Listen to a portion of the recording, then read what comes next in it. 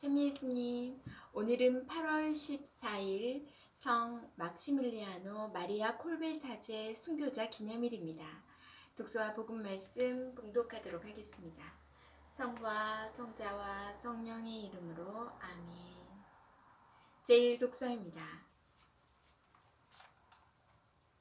신명기의 말씀입니다.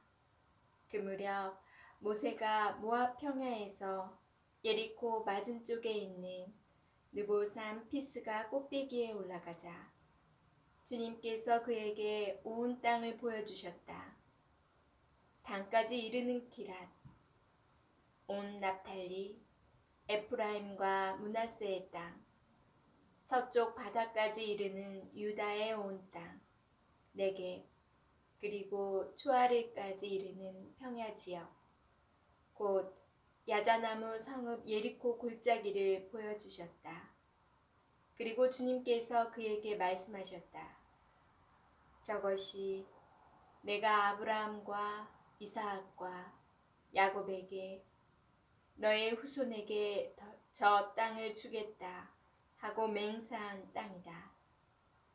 이렇게 내 눈으로 저 땅을 바라보게는 해주지만 내가 그곳으로 건너가지는 못한다. 주님의 종 모세는 주님의 말씀대로 그곳 모압 땅에서 죽었다. 그분께서 그를 모압 땅 베포르 맞은쪽 골짜기에 묻히게 하셨는데 오늘날까지 아무도 그가 묻힌 곳을 알지 못한다. 모세는 죽을 때 나이가 120살이었으나 눈이 어둡지 않았고 기력도 없지 않았다. 이스라엘 자손들은 모압 평야에서 30일 동안 모세를 생각하며 애곡하였다.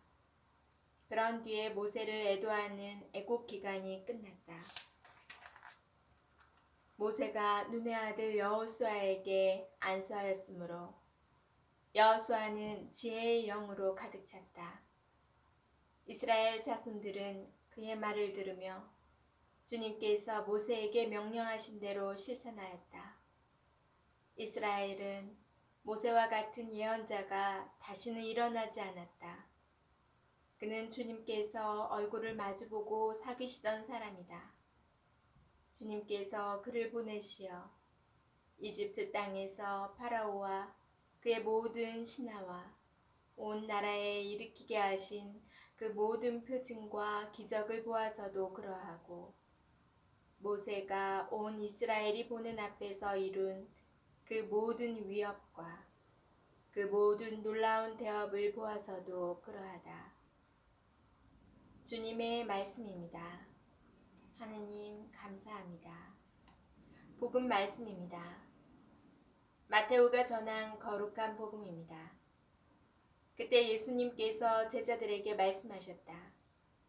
내 형제가 너에게 죄를 짓거든 가서 단둘이 만나 그를 타일러라. 그가 내 말을 들으면 내가 그 형제를 얻은 것이다. 그러나 그가 내 말을 듣지 않거든 한 사람이나 두 사람을 더 데리고 가거라.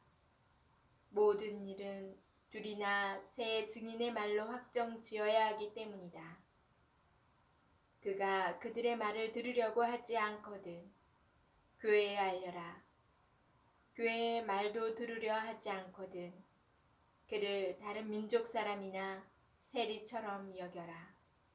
내가 진실로 너희에게 말한다.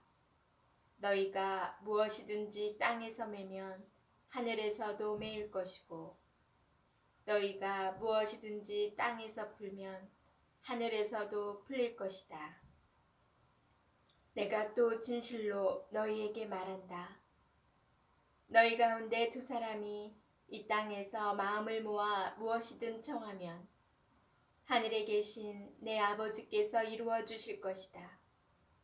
두 사람이나 세 사람이라도 내 이름으로 모인 곳에는 나도 함께 있기 때문이다. 주님의 말씀입니다. 그리스도님 찬미합니다. 잠시 묵상하겠습니다. 오늘 독서는 이스라엘 사람들이 약속된 땅에 들어가기 전에 일어난 모세의 죽음 이야기입니다.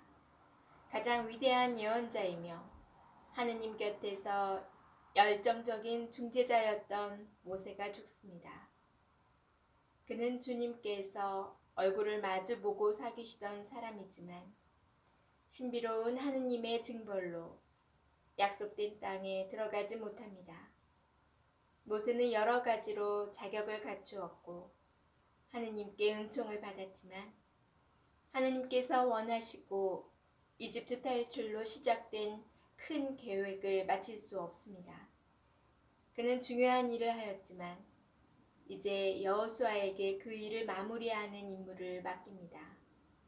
이는 구약 성경에서 규칙적으로 돌아오는 주제이고 어떤 일도 하느님 계획을 완전하게 성취하지 못하였음을 알게 해줍니다.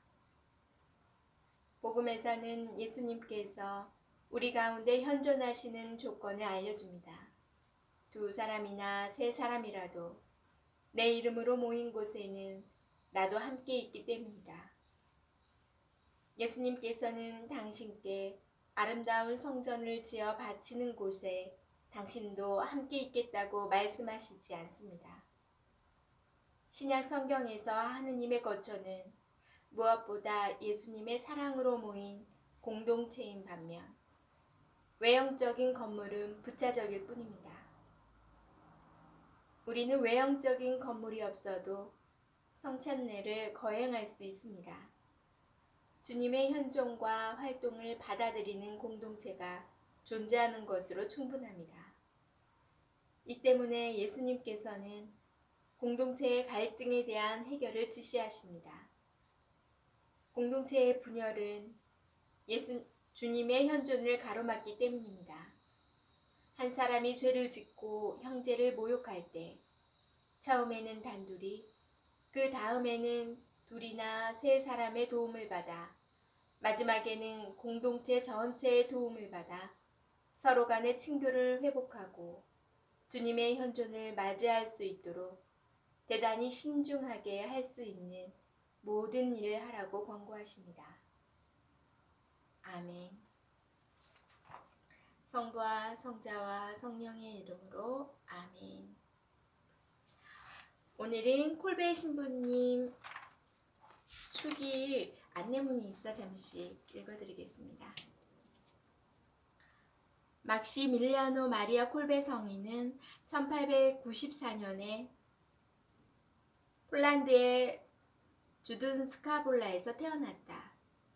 14살 때 꼼베토알 프란치스코 수도회에 입회한 그는 1917년 성모 신심 단체인 성모의 기사회를 설립하였다. 이듬해 로마에서 사제품을 받은 콜베 신부는 평생을 선교사로 살아가다가 독일의 폴란드 침공 때 체포되어 아우슈비츠 수용소에 갇힌다. 여기서 한 수감자가 탈출하는 사건이 발생하였다. 수용소에서는 한 명이 탈출하면 10명을 지목하여 처형하는 벌이 있었다.